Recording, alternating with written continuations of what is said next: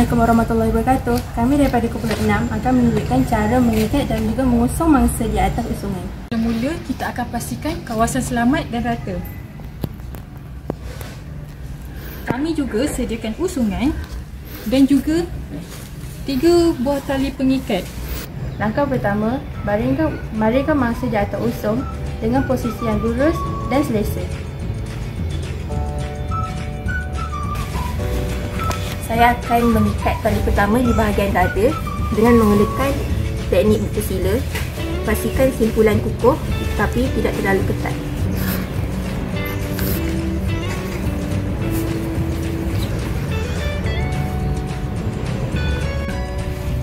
Saya akan ikat tali kedua di bahagian pinggang untuk pastikan beran mangsa tidak akan bergerak.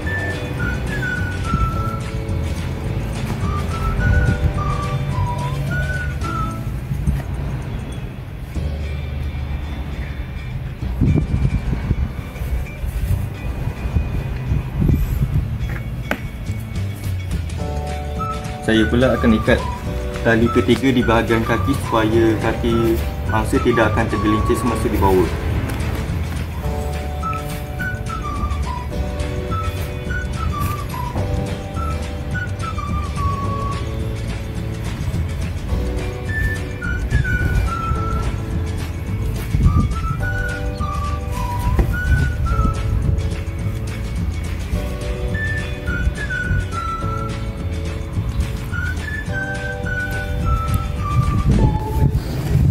Sekarang kita akan semak sama ada mangsa sudah diikat dengan selamat.